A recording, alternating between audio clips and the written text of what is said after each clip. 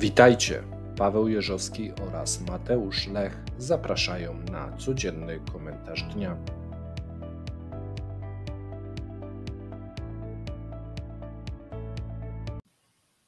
Dzień dobry, z tej strony Paweł Jeżowski i redaktor Mateusz Lech w codziennym komentarzu dnia. A dzisiaj sobie powiemy na temat cięć budżetowych, na temat budżetu na przyszły rok, jak to wygląda i dlaczego rząd szuka oszczędności. Rząd oczywiście rosyjski. Właśnie chciałem dopowiedzieć, mówiłeś to w ten sposób, że do tej 40 sekundy brzmiało to, że zajmujemy się Polską. My chyba mamy w Polsce rząd tymczasowy, tak. Ale zobaczymy co będzie tak za 2 tygodnie, jakoś tak chyba, bo tyle czasu ma rząd w Polsce na wotum zaufania. Natomiast my oczywiście na temat Rosji, rosyjskiego rządu, bo tutaj codziennie jesteśmy zasypywani kolejnymi pomysłami dotyczące oszczędności. Po zapowiedzi, bo jeszcze nie ma tego obcięcia, po zapowiedzi obcięcia subwencji dla regionów, dla części regionów, kolejna już ustawa, albo inaczej, zawieszenie indeksacji dla części urzędników państwowych, kolejne oszczędności wcześniej mówiliśmy, jeżeli chodzi o Ministerstwo Zdrowia. Natomiast te ostatnie oszczędności troszeczkę zaskakują, bo one są w obrębie pracowników spraw wewnętrznych, prokuratorów, sędziów, czyli tam, gdzie wydawało się, że reżim nie będzie poszukiwał oszczędności, a przypomnijmy, że pierwotna wersja rządu przedstawiona w parlamencie, w Dumie, była, żeby również zawiesić indeksację dla pracowników wojska, pracowników bezpieczeństwa, a więc bardzo szeroko rząd zaproponował. Tutaj Putin się nie zgodził, ta indeksacja prawdopodobnie będzie. Nie będzie ona duża, ale będzie. No i pytanie jest, dlaczego rząd tak usilnie szuka oszczędności? Czyżby nie wierzył, że dochody zostaną zwiększone? A przypomnijmy, że oni zakładają w przyszłym roku zwiększenie dochodów o 20%, jeżeli chodzi o przyszły rok. Zwiększenie wydatków też. Tutaj największą częścią są wydatki na obronność, czyli na wojnę i na bezpieczeństwo. W tym momencie, w tym oficjalnym, otwartym budżecie 150 miliardów, można powiedzieć, dolarów, plus jeszcze tak zwany ukryty czy tajny budżet, gdzie się mówi, że może będzie, pewnie niecały, ale to są takie zaskórniaki, gdzie są kolejne miliardy, 30, 40 pewnie jako rezerwa.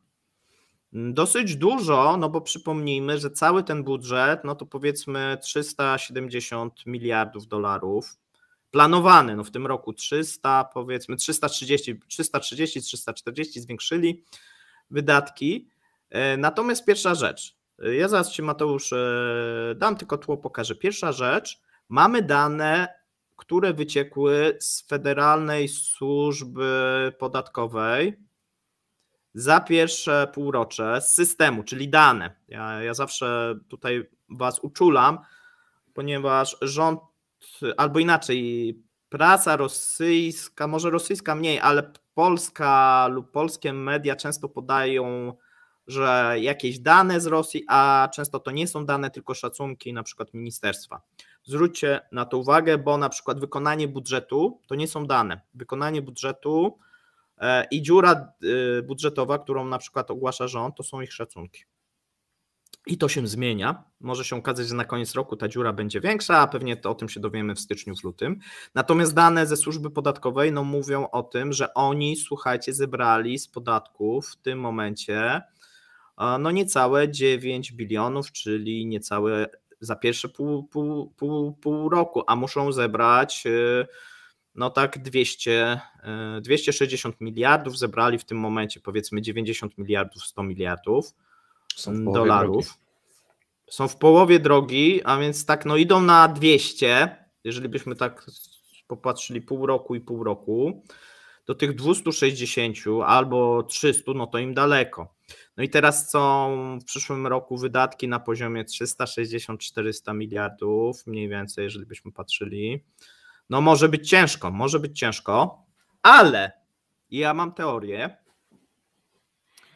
że no właśnie, że rząd popełnia kardynalny błąd, który wynika z tego, że w tym momencie w Rosji nikt nikomu nie wierzy. Ale to rozwinę. I dam cię teraz dopuścić do głosu w końcu. Proszę. 5 minuta. Nie, dajesz. Może zrobimy pierwszy komentarz dnia, gdzie ja będę będziesz jako pierwszym widzem. Kwiatek i... Tak, ozdoba taka. Ozdoba. Nie, co sądzisz? Po co są te cięcia? I czy rząd robi słusznie, że tnie tak mocno te wydatki? Ale pytasz mnie z perspektywy mnie jako Mateusza z Polski? Bardzo słusznie robi. Niech tnie jak najwięcej. Nie, no z punktu widzenia oczywiście rosyjskiego rządu, rosyjskiego reżimu. Słuchaj. Jaka jest tutaj twoja teoria? Bo ja mam taką nietypową, ale tutaj chciałbym zaskoczyć i ciebie, i widzów. Dobrze. Dzisiaj. Sam powiedziałeś, że no nie bilansuje się to wydatki z dochodami i w przyszłym roku dochody mają wzrosnąć o 20%, a ja się pytam z czego?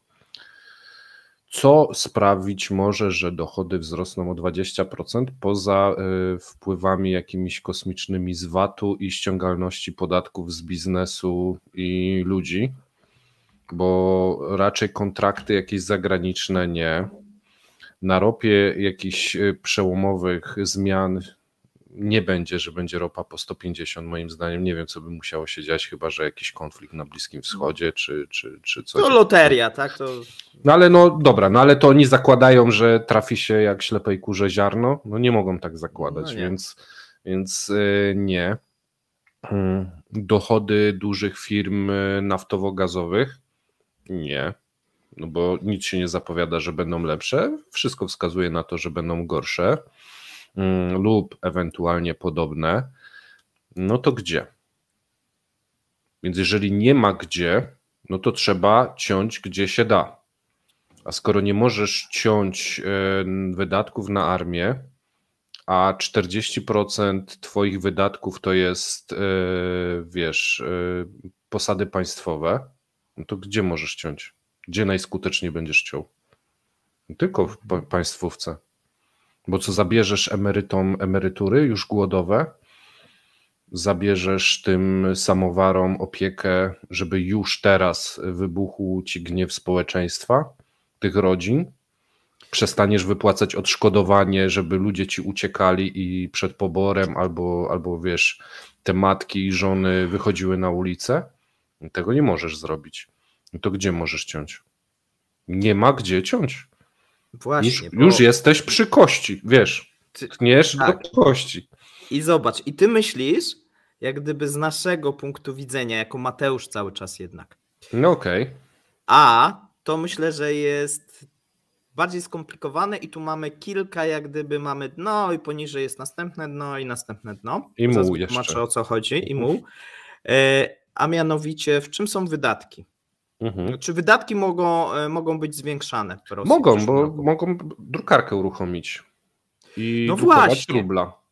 A więc dochody nie możesz, tak? Znaczy masz ograniczenia, tak? No bo tak jak powiedziałeś, ropa nie zależy trochę od Rosjan, no pewne rzeczy nie zależą. Te dochody możesz zwiększać jak gdyby napędzając inflację. Więc jest to jeden ze sposobów, wbrew pozorom, no bo krótkoterminowo, jeżeli w przyszłym roku będzie wyższa inflacja, no to dochody z VAT-u, który jest tym głównie zasila budżet, zwiększą się. No ale bank centralny zacznie intensyfikować walkę z tą inflacją, podnosząc stopy procentowe. Tak, bo tu mamy niestety dla reżimu kogoś, kto jest odpowiedzialny który gra przeciwko rządowi i podnosi te stopy, żeby próbować stabilizować walutę, co jest błędem. Zaraz wytłumaczę dlaczego.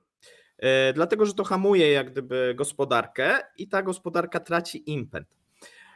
W mojej ocenie nieuniknione jest rozpędzenie tej inflacji w przyszłym roku.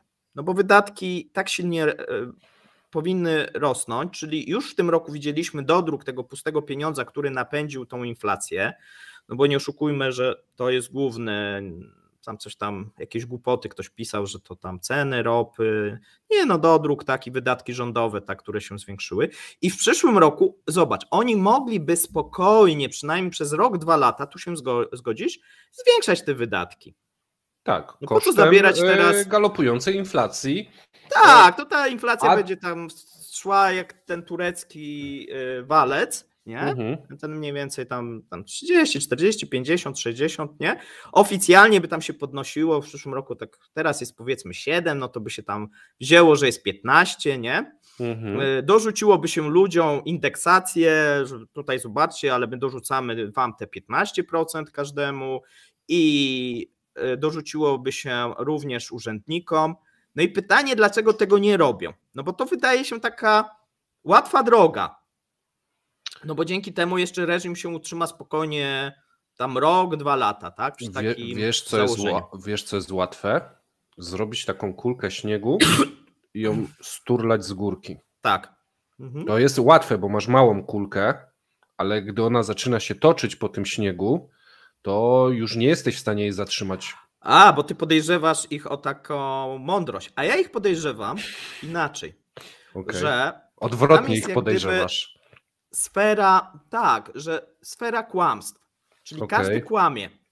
I przez to, że każdy kłamie, te informacje, które docierają do Kremla i do Putina, to są trochę takie informacje, które docierają do polskich geopolityków, że jesteśmy tak jest. Że gospodarka się, rozwija, że PKB rośnie. No tam jest jakiś drobny problem z inflacją, ale walczymy, nie? I tak udajemy, jak to w Rosji. Rząd nie chce się przyznać, że na przykład spada, a wiemy, że spada, tak? No powiedziałem, dane są nieubłagalne, że spada ściągalność podatków, że spadają dochody z podatków, no to mówi, nie, no wszystko jest okej. Tam pamiętasz, ten szef tej federalnej służby też kłamie, bo mówi, nie, tam jak spada 1% w tą, w tamtą, nie? Miesięcznie. A tam tak, miesięcznie, tak?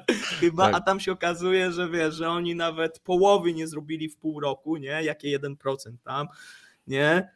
Spadek z kopalin 35%, nie, tam sobie wyrównamy, ropa zdrożeje. I wszyscy jak gdyby kłamią, ale przez to, że kłamią, to stają się zakładnikiem tych swoich kłamstw.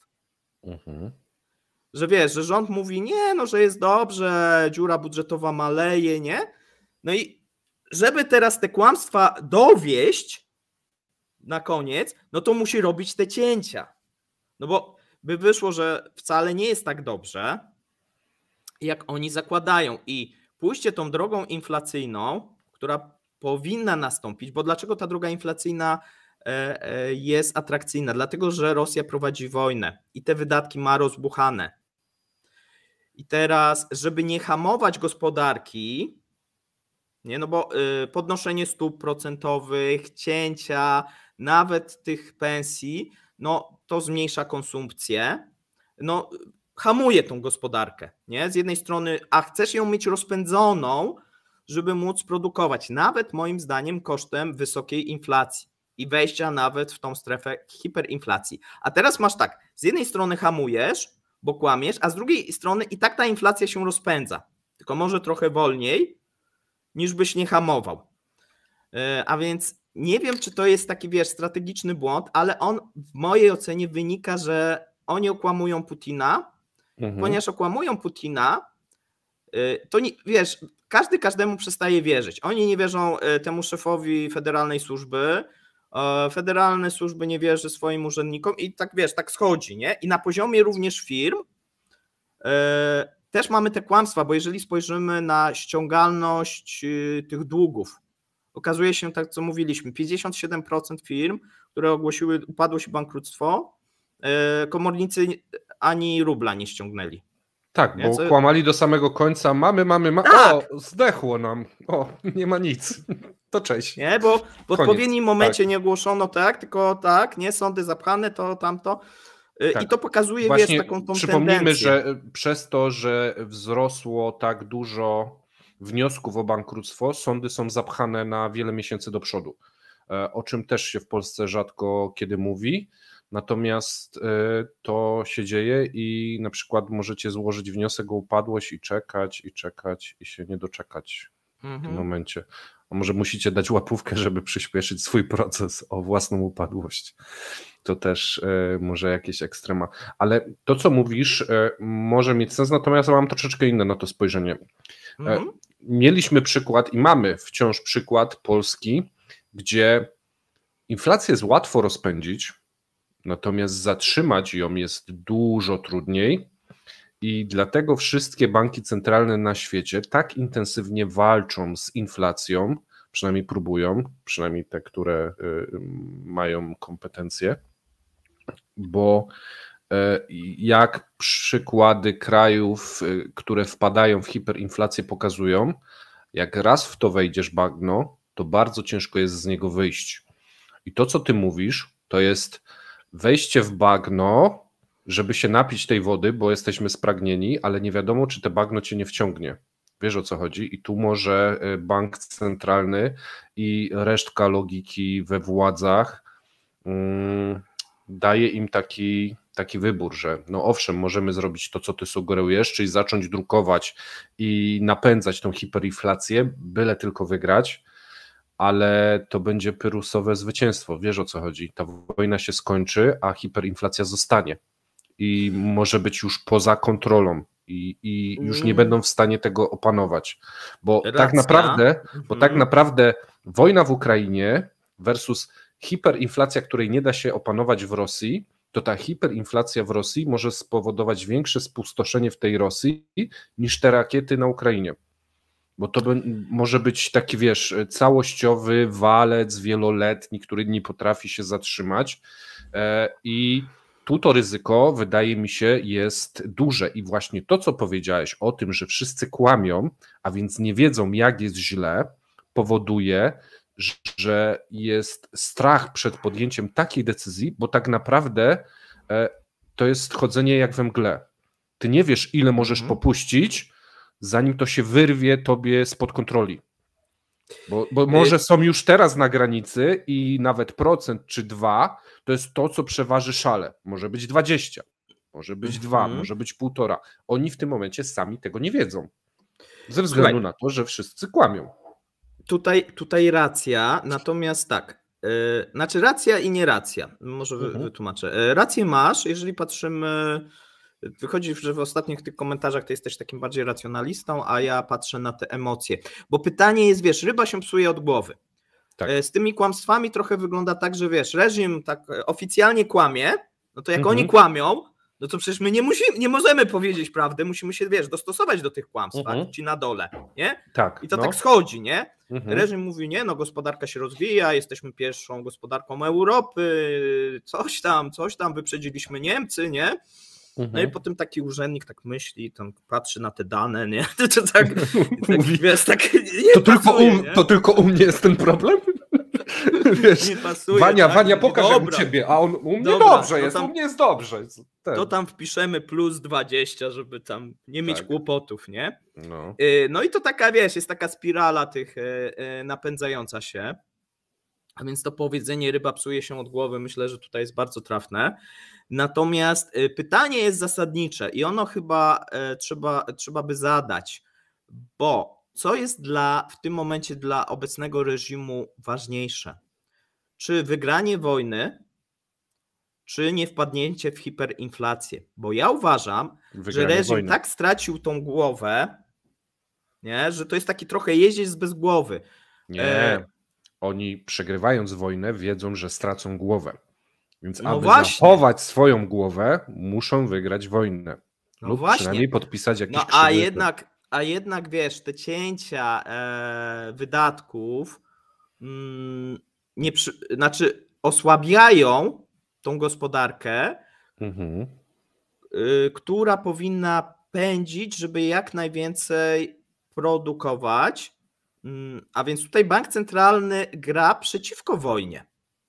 Na przykład, nie? No bo rozumiesz, tak, ty mówisz racjonalnie, no bo tak, ale cele banku. Zresztą nawet w tych wypowiedziach czasami przebija się, pamiętasz, ta taka krytyka, ona nie jest taka jawna, czyli że trzeba zmniejszyć te wydatki socjalne, rozbuchane i wydatki rządowe, w cudzysłowie wydatki na zbrojenia i na wojnę, nie? Tak, wydatki trzeba zmniejszyć, wydatki pozasocjalne, tam było coś takiego użyte stwierdzenie. No, I było tak, jak gdyby, no można się domyślić, że chodzi o wydatki rządowe, a więc tak sugeruje bank centralny, co jak gdyby idzie w poprzek temu, co chce nawet chyba nie rząd, tylko po prostu Putin, bo on chce być zwycięzcą i tam budować to imperium razem z Patruszewem i spółką. Natomiast no tu widzimy albo opozycję, albo ludzi, którzy się zastanawiają, no dobrze, ale co po wojnie, nie? I być może, ale to jest taki optymistyczny, ja teraz mówię bardziej optymistyczny scenariusz, nie? Że oni tak myślą, że ta hiperinflacja, wojna się kiedyś zakończy, hiperinflacja zostanie z nami, nie? I to jest właśnie ten bardziej twój punkt.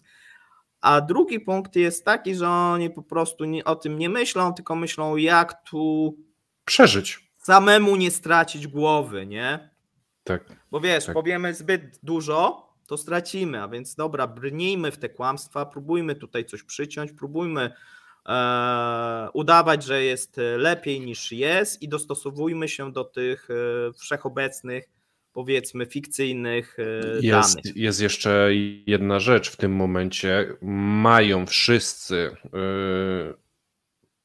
którzy są decyzyjni, mają przykład, co się dzieje z osobami, które chcą robić coś innego. No tak. I to są dziesiątki przykładów. Więc jeżeli to jest amok i jeżeli to jest szaleństwo, ale ty masz pistolet przy głowie, mówiąc w cudzysłowie, no to będziesz to robił, bo nie interesuje cię to, co będzie się działo za 2 lata, czy za 3, czy za 5. Interesuje cię to, czy ty jutro z okna nie wypadniesz po prostu. Tak, no bo wydaje mi się, że to jest przyjęcie takiej strategii na przetrwanie. Dobra, publikujemy, coś tam tniemy, jak Putin powie, że nie, no to się wycofamy, ale żeby przetrwać kolejny miesiąc, być może kolejny rok, a wiadomo, reżim może też upaść, będzie ktoś inny, a my będziemy potrzebni, bo my się znamy. My wiemy, gdzie jest nakłamane, żeby to odkręcić. Tylko my to wiemy, jaka jest prawdziwa sytuacja. Ja mam w domu te 3 i tam są te prawdziwe dane, a tu to sobie szukajcie. Nie? No, ale teraz tak mówiąc poważnie, bo odbiegliśmy troszeczkę od tych urzędników, od tych prokuratorów. Jak myślisz, co ci urzędnicy, co ci prokuratorzy sobie pomyślą i jakie ich będzie podejście do pracy, jeżeli się dowiedzą, że realnie zaczną zarabiać, nie wiem, 15-20% mniej niż rok wcześniej? No bo jeżeli inflacja pędzi, a nie będzie waloryzacji, no to się wiąże z tym, obniżką po prostu realnych dochodów, nie? Wiesz co, no tak jak zwykle, czyli może być gorzej, trzeba przetrwać, trzeba coś sobie na boku znaleźć. O to właśnie pytałem. Takie typowe. Nie wychylać się, widocznie jest tak źle, no żadnych tam buntów oczywiście, czy nie będą szczęśliwi, będą wykonywać minimum też, to wiadomo, że taka informacja... Produktywność rośnie wtedy, nie? Tak. Natomiast no, szukanie różnych możliwości dodatkowych, zarobkowych. Jako sędzia, prokurator, tak. A takie są w Rosji. Jako urzędnik, pozwolenie, niepozwolenie. A szczególnie, że wiesz, że tutaj mamy tą tendencję taką do jeszcze większej biurokratyzacji i nakazów, zakazów, pozwoleń, zezwoleń, tak, no bo to w tym kierunku zmierza, zamykania się na tą gospodarkę, nawet nie zachodnią, ale no światową w tym momencie, no bo widzimy ten proces autarki jednak postępuje, tak, możemy się z tego śmiać, nie śmiać, krytykować, lubić, nie lubić, ale ona jest troszeczkę upośledzona, ta autarkia, ale no rodzi się w bólach, można powiedzieć. Nie będzie to sukces nigdy, bo raczej to jest niemożliwe. Natomiast jeszcze jedna sprawa odnośnie pensji. Wczoraj mówiliśmy o kolejach rosyjskich, które nie mają możliwości zatrudnić mężczyzn w wieku 30-39 lat ze względu na to, że nie chcą podnieść pensji, a muszą konkurować właśnie z przemysłem wojskowym i z żołnierzami. W sensie pracownicy po prostu wolą iść do wojska i chcą wprowadzić więźniów, aby redukować te koszty, bo koleje zatrudniają ponad 700 000 ludzi i nie chcą dawać podwyżek, a to jest przecież firma, której udziałowcem jest głównym państwo, właściwie chyba w pełni udziałowcem. Tak, więc tu mamy też presję na niepodnoszenie pensji, tylko szukania innych rozwiązań, czyli więźniowie, czyli darmowa siła robocza, bo te oszczędności tak są pilne do znalezienia. Bo jeżeli, wiesz, podniesiesz pensję, żeby znaleźć nowych pracowników, no to te 700 000 powie, no ale my też chcemy. Nie? A tu jest wyraźnie plika od góry, szukajcie innych rozwiązań, nie podnosimy pensji. Nie ma absolutnie na to kasy. Więc... Ale wiesz co, dwie rzeczy. Pierwszy, że tym kolejom może ten plan się nie udać z więźniami, bo więźniowie w tym momencie to towar deficytowy w Rosji. Nie, to się znajdzie nowych. To się wprowadzi coś, żeby wiesz co, ilość więźniów politycznych rośnie w zastraszającym tempie, więc... No ale ogólnie ilość więźniów spada i to w drastycznym, jak porównamy sobie z 2021. Czyli jest miejsce dla nowych. Tak, publikowaliśmy. Dlaczego? No dlatego, że są wysyłani w Ukrainę. Natomiast jest druga rzecz, jeżeli chodzi o nie tylko koleje, bo to też widzimy z pocztą, tak, że tam wszędzie, tam gdzie masz te duże takie, nie, gdzie tam dużo tych ludzi zarabiają i jeszcze masz takie publiczno-państwowe te firmy, no to tam nigdzie nie będzie podwyżek ani być może indeksacji. Córka Gazpromu gdzieś na Syberii, mieliśmy materiał ze 2 czy 3 tygodnie temu, problemy były z wypłatami. Tak, problemy z wypłatami były, że ludzie nie dostali chyba 60 dni pensji.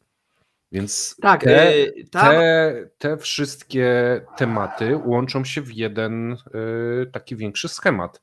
Brakuje kasy na pensję. Po prostu nie ma gdzie, wiesz, jeżeli teraz miałbyś waloryzować, to może być, że byłyby braki.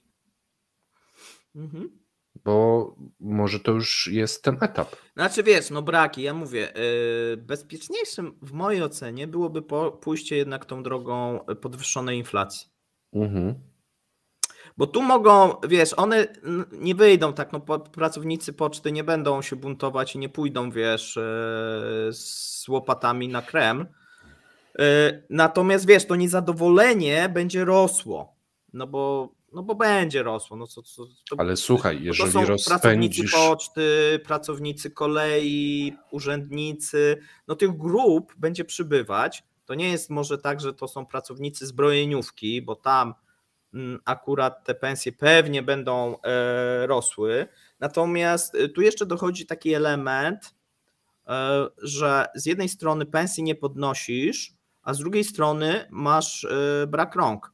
Czyli będziesz miał jeszcze taki element, że właśnie z tych kolei, z tej poczty ci ludzie będą odchodzić, czy jechać w tą Ukrainę, czy do jakichś firm ze zbrojeniami, czy do jakichś innych prywatnych firm, no będą odchodzić.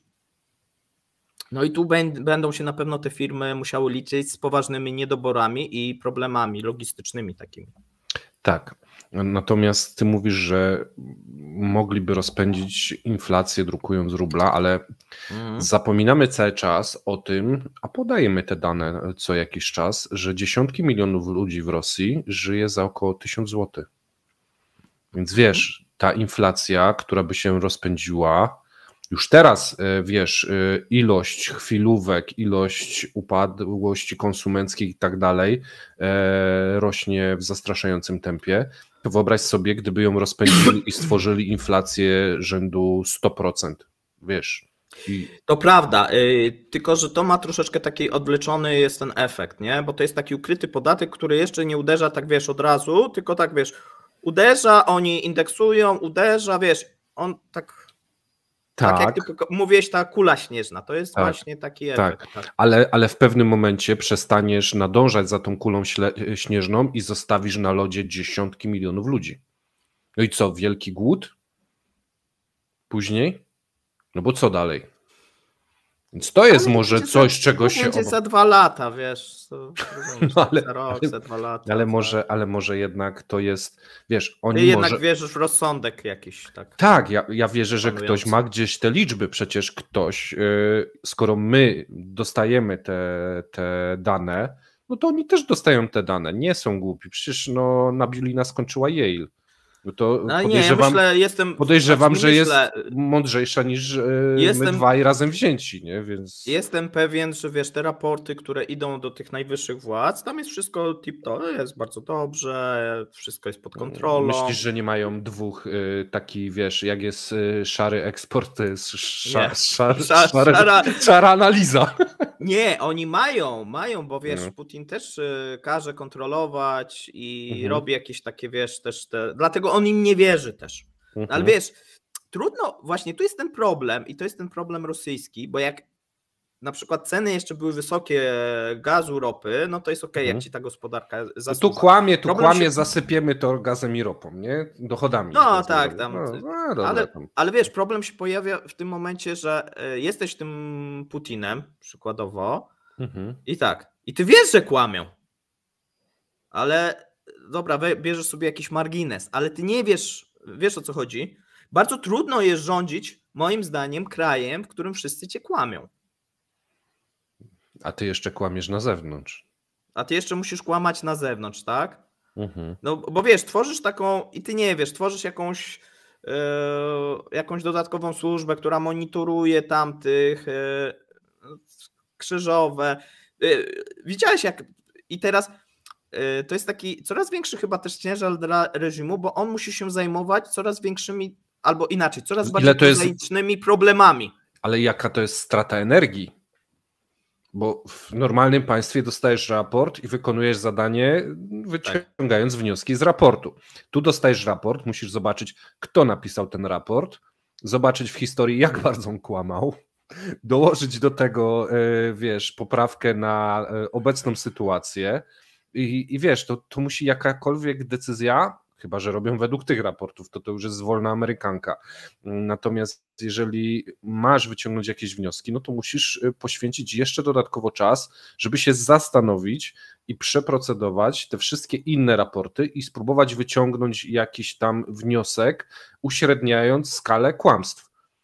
Tak, ja przypominam, pamiętasz kiedyś mówiliśmy na temat takiego spotkania, bo bardzo często jak się coś przebija, to najczęściej wygląda tak, że ten prezydent łaja tych wszystkich ministrów, tak? I nawet wulgarnie potrafi. I taki przykład, pamiętasz ministra zdrowia i temat pomp insulinowych, insuliny pamiętam. I tak dalej. Co mówił, że wszystko jest tip-top. Wszystko jest dostępne, nie? Tak, wszystko jest dostępne, nie? Pod kontrolą. I dopiero Putin musiał go skonfrontować z inną informacją. Z jednej Rosji, z frontu ludowego, przewodniczącym, który mówił, że tak, tu brakuje, tu nawet przetargu nie rozpisano na pompy, na urządzenia pomiarowe, więc jak mogą być dostępne i darmowe, jak w ogóle przetargu rządowego w regionie nie było i tak dalej, nie? I czyli sam Putin po nocach, po nocach musi weryfikować to i później, żeby ich z paliwami jak było, nie? Tak samo. Nie ma żadnych problemów. Nie ma dostępne wszędzie, nie? I potem tu jest jakiś tam szef regionu i on mówi, ale u nas nie jest dostępne, nie? I wtedy, ale no to jak, panie ministrze, to jest dostępne, czy nie jest dostępne? Bo tutaj ten pan mówił, że jest inaczej, nie? I ale ciągle masz takie sytuacje, nie? Zobacz, w jakiej sytuacji jest Putin podbramkowej, bo on nie może powiedzieć, skończ pan pierdzielić, tylko musi znaleźć jeszcze kogoś, który ewidentnie powie, nie, że nie jest tak, no bo tak to jest, nie jest, jest. Dopiero musisz znaleźć kogoś, żeby bo oni się, wiesz, boją, tak, kłamią i się boją, tak, tej reakcji, nie? Zresztą no, łatwiej jest tam, no, jak jest, no nie, wszystko jest dobrze, tam +1, -1, służba tam, wiesz, ta podatkowa, okej. Nie, dopiero jak pokaże, że tak nie jest, no to nagle zacznie, no jednak mamy jakieś przejściowe problemy, ale... I potem najczęściej jest tak, co Putin mówi? Za miesiąc się spotykamy albo za 2 tygodnie, sprawa ma być rozwiązana. No tak. No i najczęściej jest kolejne kłamstwo, że tak, już jest rozwiązana. Słuchaj, to ja mam do ciebie jedno pytanie. Nabiulina. Sam powiedziałeś, że bank centralny gra troszeczkę w poprzek i nie idzie po linii rządowej. Przyszły rok zapowiada się bardzo ciężko. Co w takim razie z naszą Elwirą? Powinna się trzymać z dala od okien? No musi się liczyć w mojej ocenie z dymisją. Pewnie ta dymisja by nastąpiła już teraz, tylko pytanie, wiesz, kto ma ją zastąpić, jak ma ta wyglądać? Być może reżim też nie ma pomysłu, a więc jest takie trwanie. Trochę A być może Putin ją trzyma specjalnie, bo wie, że bez niej rząd rozpierdzieli to państwo doszczętnie. No będzie tak jeszcze bardziej kłamał, tak? No bo ona czasami mówi prawdę, tak? Zdarza jej się właśnie powiedzieć tą prawdę i ona troszeczkę jest jak gdyby z innej bajki, nie wiem, tak. I nie tylko ona, ale ci urzędnicy, tak? Bo masz te raporty comiesięczne, no i tam jest dużo krytyki, dużo wskazywania, co jest źle w Rosji. A jak czytasz raporty poszczególnych ministerstw, no to tak jak rolnictwa, nie no, genialne zbiory, wszystko genialne, wszystko do przodu. Ale zakażemy eksportu, zakażemy tego zboża, bo może nam troszkę braknie, ale jest dobrze, ale no tak na wszelki wypadek. Ale jak zakażemy, to wtedy wystarczy na pewno. Tak, tylko problem jest z silosami, nie ma gdzie go przechowywać, ale jakoś to rozwiążemy. Coś się uda. No właśnie, nie? A u niej to tak wygląda, tak, no wiesz, trochę też wynika, że to jest jednak organ regulacyjny, ona może, nie musi, to nie jest ministerstwo, tak? Ona trochę o inne rzeczy dba i jak gdyby z natury może pewnie pozwolić sobie na większą krytykę działań rządu szczególnie.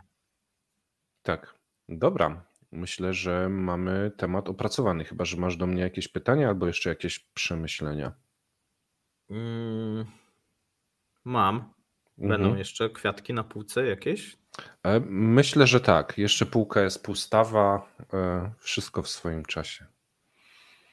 Dziękuję za te bardzo dobre pytanie. Pozdrawiamy Was. Miłego popołudnia i wieczoru życzymy. Trzymajcie się. Trzymajcie się, cześć. I dajcie znać w komentarzach, czy Wam się podobał odcinek. Lajkujcie, jeżeli widzicie nas po raz pierwszy. Dajcie przycisk subskrybuj, to nic nie kosztuje, a dzięki temu w nasze serduszka wlewa się troszeczkę gorącego miodku i możemy z uśmiechem przystępować do kolejnego dnia pracy. Miłego miodku, Mateuszu. Dziękuję widzowie. Trzymajcie się.